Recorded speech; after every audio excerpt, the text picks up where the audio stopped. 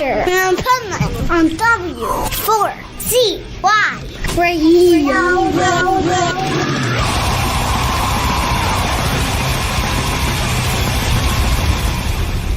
Wake up, America! It's time for the adventures of Pipeman on W4CY.com, West Palm Beach's #1 internet radio station. Here's your host, the Pipeman.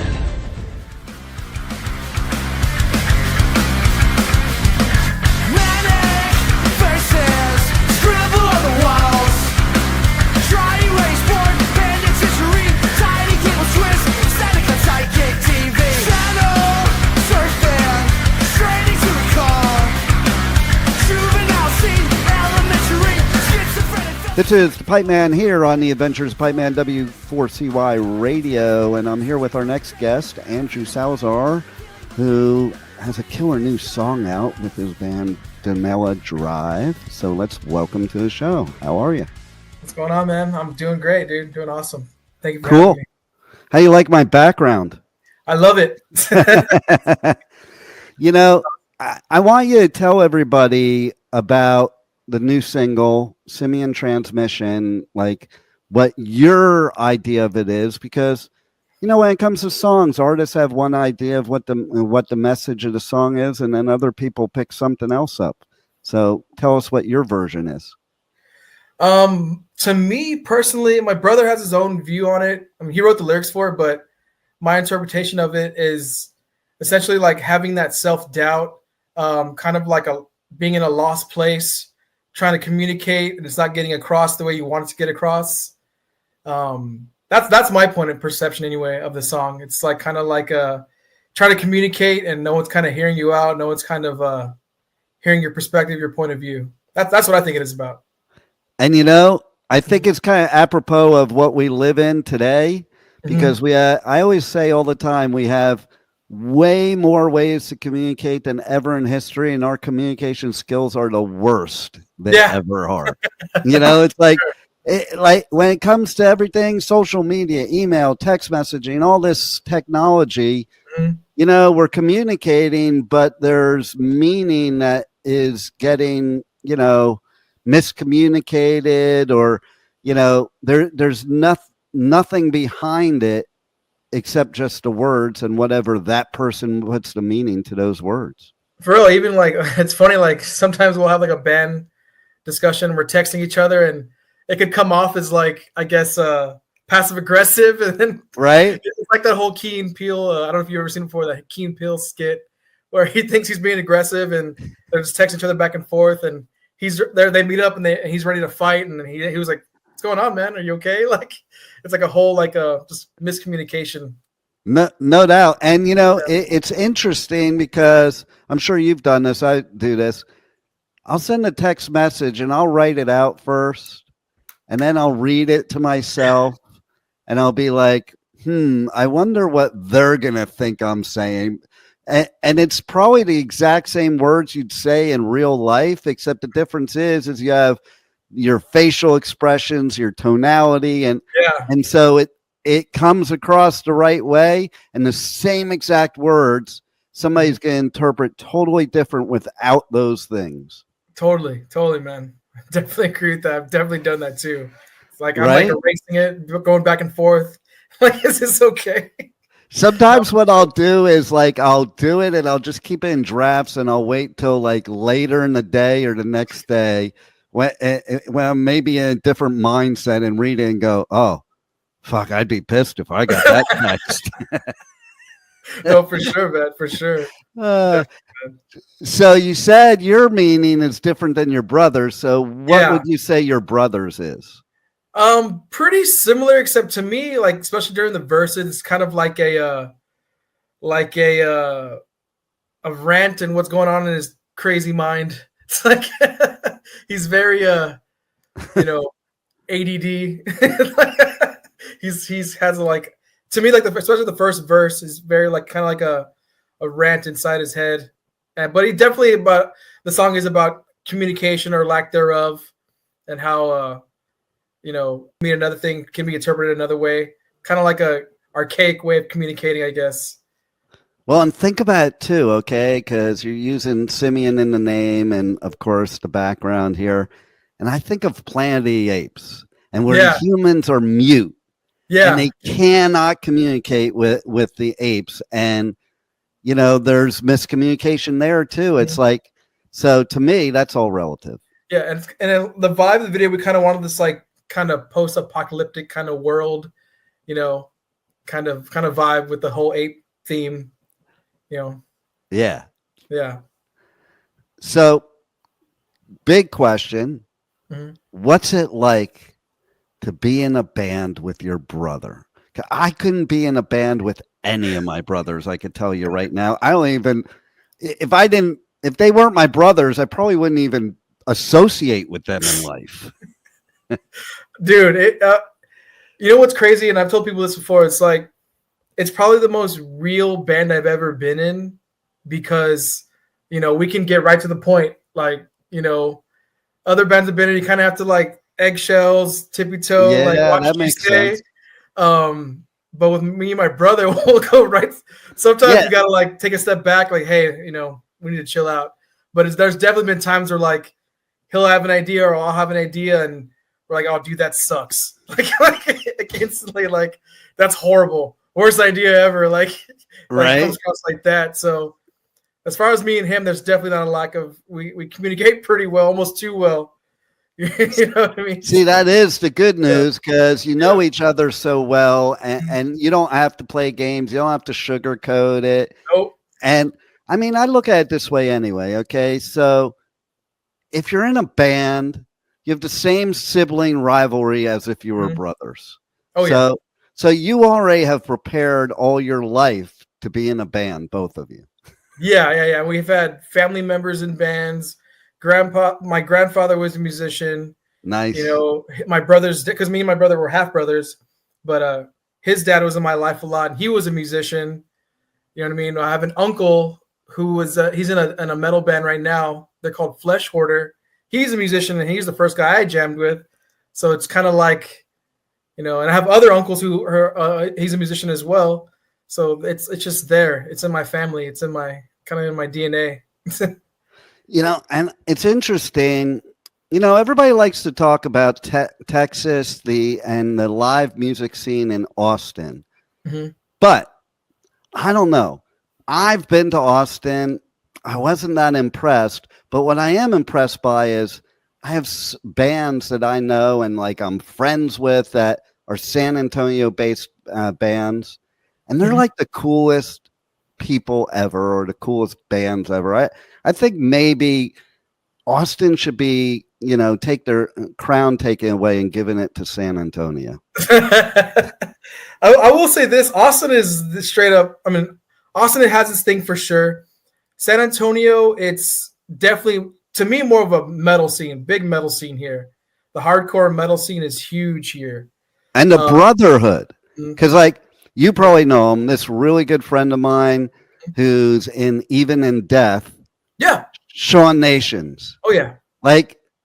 He creates that impression of like all you San Antonio bands are like all this brotherhood, which I don't think Austin has that. Maybe. I don't know. I mean, it's hard to say. I mean, there's some great Austin bands right now too. But definitely to me, maybe the scene here in San Antonio, it's a little bit more smaller. So it's a little more close niche. Yeah, that might be it. Yeah, I think that could be it too. I think like there's definitely pockets of different scenes here, and then they're real tight too for sure. We're kind of in our own lane. We're in this weird kind of gray area. We kind of like we'll play shows with pretty much anybody we can, honestly. Like, we've played with metal bands, we've played with like indie bands. Sometimes we've even played like death metal shows or deathcore shows even. See, I love that. Yeah, I love that too. Some promoters don't, but I love it. Because I come from the day where, you had all the gatekeepers and you couldn't even mix the same genre. Mm-hmm. And frankly, it was stupid. Music is music. And, you like it or don't like it. It doesn't matter what the genre is. But if you're only listening to one genre, you may miss out on a lot of music that you probably absolutely love. Totally, yeah. And I've played those death metal shows and deathcore shows, and they've come to us like different members of different bands, and we're like, dude, that was refreshing. You know, it gave like their ears a break. You know what I mean? Right. Like, because we offered something different, you know, in the middle of the, you know, death metal, deathcore stuff. And I love that. And I love death metal. And I grew up on it. You know, I have family members that play it. So, but, you know, we just try and incorporate our own influences and do our own thing. Yeah. So I'll tell you the funniest gig I ever went to in my whole life was, it was at the Troubadour. Okay. And it was Striper opening for Slayer. That's awesome. Right? Right?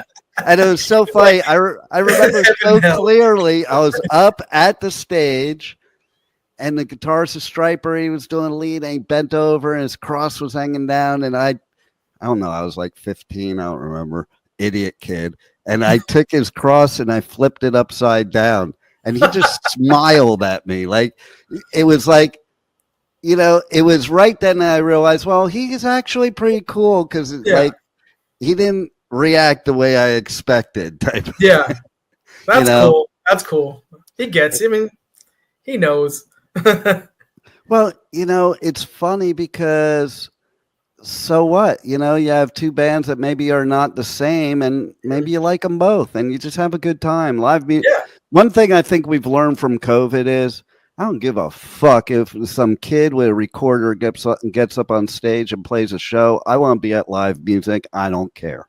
Yeah, same, man. Yeah. You know? We took it for granted for sure. And I remember our first shows back after COVID, they're actually really crazy.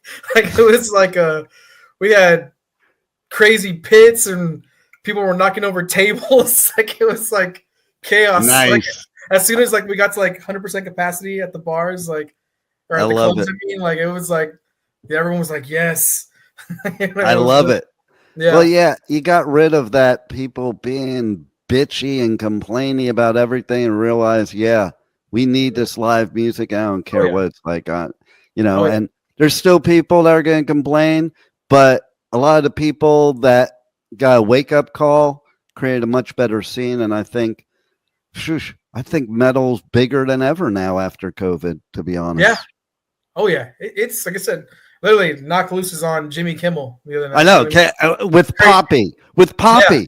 I mean, that was insane. And then it's like, he got all kinds of backlash, and then Body Count's going to be on next. Yeah. So it's like, you know, you can backlash all you want, but obviously the audience loved it, or else you wouldn't be bringing another band back that's going to cause chaos on there. Oh yeah, no, I love it, dude. It's awesome. Right? Mm-hmm. So you got the new album is coming out, set for February. Mm-hmm. Tell us more about the album besides Simian Transmission. What else we would like to know to look out for? So the next single, it's actually called Mindless Embryonic, and it was filmed by a friend of ours. We're gonna drop that in February as well. It's pretty much, don't expect the same sound that you heard on Simian. It's a totally different vibe. And I would say that's pretty much the whole theme of the record. Every song is like its own kind of in its own lane, like from track to track. And there's kind of we've added probably the thing we've done with this album is we've actually added like kind of like little interludes that lead into different songs. So it's kind of like one kind of almost story. Nice. Yeah. So there's like an intro song that's gonna lead into Simian, and then it goes into Mindless, and then like I said, it's gonna be a musical journey, man. We've got like instrumental songs with a saxophone solo. Nice. We've got probably like the next song, Mindless. It's like a combination of me and my brother were saying it's like a combination of Megadeth and the Mars Volta. Wow. Yeah. That's a journey right there. Yeah. It's definitely got its dynamics and peaks, and it's gonna be crazy. And then we close it out with like this almost like we close the album out with it's like almost instrumental. It has like very minimal vocals. It's almost like a kind of trip hop New York style, like I don't know how to describe it. Like, it's funky, but it's got a vibe. So it's just, It's gonna be weird. It's gonna be a journey, dude. That's all I can say. Don't expect one sound. See, I dig that too. Like, okay, so why? This is why people skip tracks nowadays, because a lot of bands, metal bands especially, like they plug in like this algebraic equation formula, and it's like every song is the same song on the album, and I don't need to listen to the same song on the album every time. I want difference. We all have different parts of our mood and personality too. So like I will vibe like that. I'll be driving down the road, I'll listen to Slayer, and then I'll turn on Dirty Heads right after Slayer, and then I'll go from Dirty Heads to like Possessed, and then back to like Grateful Dead. Like totally. No, I'm the same way. I'll start with like something super heavy, and then I'm doing something funky, and it goes all over the place. So like we have so many influences, and we want to include them all in our music. We feel we haven't even tapped into everything we could do, honestly. Like that's cool. I feel like we're just getting started, honestly, on where we could take it. So like I said, don't expect one sound. There's so many different sounds and styles on this new stuff, for sure. I love it. Tell everybody how they can connect to you guys on the web, on socials. Check out Simian Transmission, pre-save or whatever they have to do for the new album coming in February, merch, the whole deal. Okay, yeah. If you want to just look us up, we're everywhere. You can, all the social media, Instagram, Facebook, TikTok, just at Donella Drive. We have our Bandcamp as well that has music that's not even on Spotify, so you can get kind of like exclusive stuff, some live stuff, some stuff before when we had a different singer like is on Bandcamp. We now have a big cartel that you can check out. We have some shirts for sale, stickers, flags, hats, and that's just at Donella Drive. If you go to our Instagram or our Facebook, go to our link tree, you can see it in our bio. Just everything's cool at Donella Drive. Nice.